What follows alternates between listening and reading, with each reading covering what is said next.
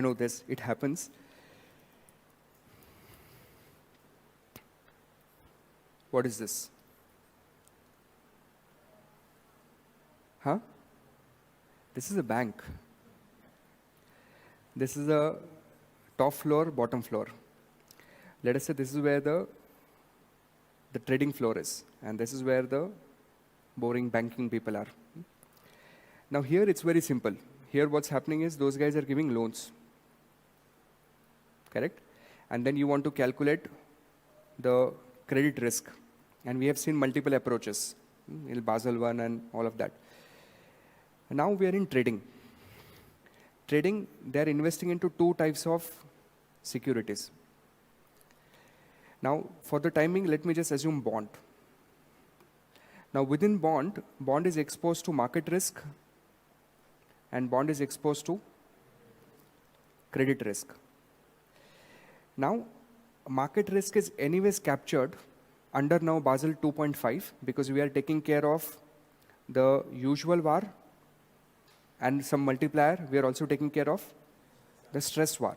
So we are not worried about that. So when you said YTM will change, captured here. Now we are concerned about credit risk.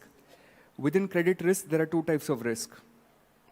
One is the downgrade risk, and the second one is default risk.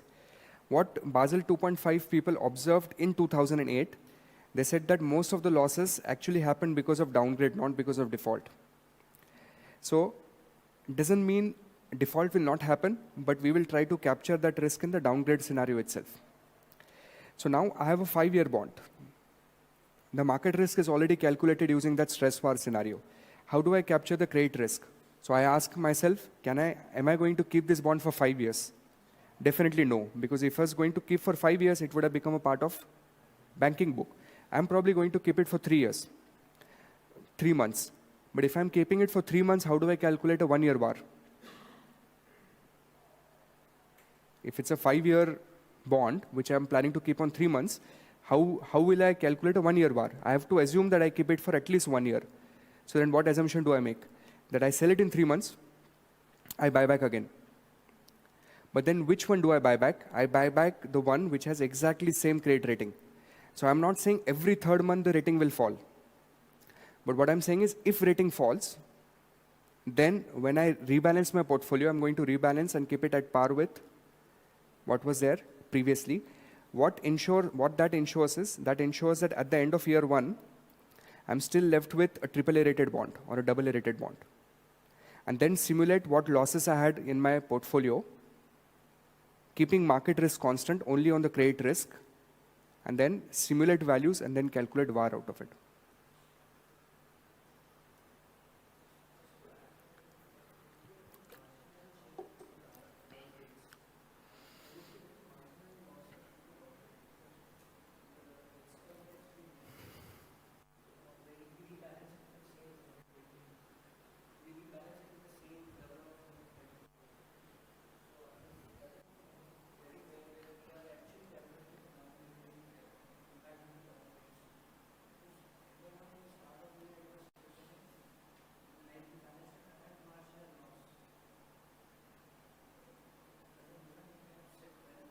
No, it does. I mean, I don't see any, I did not understand your question. You're saying that the loss is very small, right?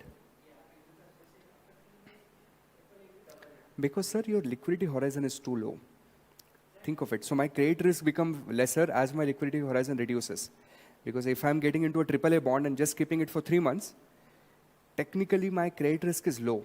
But buying a AAA rated bond, keeping it for 10 years, my credit risk is high. So my credit risk should also be a function of the credit rating of the bond and my holding period.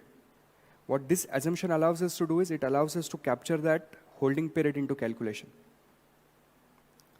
And I'm not saying that on every quarter the credit rating will fall. If it doesn't fall, I don't sell. But if it has fallen, then I replace it with a similar credit rating, which I think is a logical assumption to make. Yeah. Let's move on now. Okay. Next, have you finished writing this? Okay, write later on. We don't have enough time for writing now. Now next one is comprehensive risk measure. This is fun, it's easy. And they kind of have a standardized approach which makes our life easier. There is also an internal method, but that's not in the syllabus, which is good. Now, comprehensive risk measure, the most important word you need to know is correlation book. Okay. What they said here is, this CRM was introduced after 2008 crisis, and they said that there are certain assets where suddenly correlation changes dramatically in the event of crisis. Which assets? Asset-backed security, mortgage-backed security, credit default, CDOs, CDS. So then they introduced an additional risk on top of market risk for these type of instruments. So if I have an investment portfolio, I have equity, I have bond, I have ABS. Equity, VAR, stress VAR, job done. Then I have a bond, VAR, stress VAR, on top of that, IRC. And then if I have a ABS, asset-backed security, then I have to take care of this one plus the ABS plus the comprehensive risk measure. So what happens in a comprehensive risk measure? Observe this. They will tell you that if you have, it's a very easy system. If you have a securitization product, securitization example is a simple asset-backed security or mortgage-backed security. Then depending on credit rating, this is the charge that you are supposed to apply. Okay. Deduction means 100% charge. If you see the word deduction anywhere, it means 100% capital charge. If it's a re-securitization instrument, do you know what re-securitization is? What is it? Second layer of securitization. Example is CDOs, where the underlying instruments itself are securitized instruments, then the charge is higher. So you just take those instruments, you apply them this charge, job done. Is it okay? So it's a single capital charge replacing IRC and SRC for instruments which are dependent on credit correlation. Again, there are two methods, standardized and internal model. And capital charges are higher for re-securitization, that's okay. And then new rules have been introduced in 2018 that have less reliance on external ratings. So here we had external credit assessment. But 2018 they made some changes where there are some new rules around it, but we will not go there. And there's no discussion on internal model on the journal book, so which is kind of easy for us. It makes our life easier. That's it. That's your CRM measure.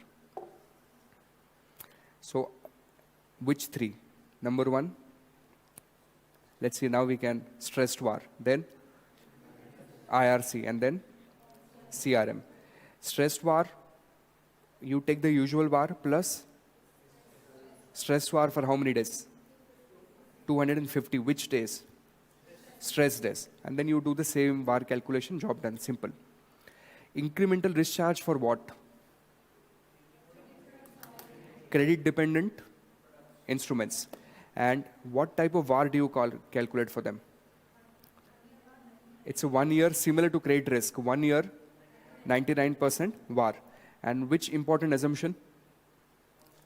Constant risk level assumption. And what does constant risk level assumption do to the VAR? It has the effect of reducing the VAR or lowering the VAR, because of this assumption, the defaults are not going to happen, or the level of defaults would be lesser. And comprehensive risk measure for what? The securitization, and higher capital charge for re-securitization. And if you have an asset-backed security, do you need a stressed VAR? No. Do you need incremental risk charge? No. Then you just need, because observe, it's already quite high. Correct? Look at some of them, 28% and 52%. So it's just one charge which takes care of the previous two. All three. Okay, that's the summary. Are we good to go?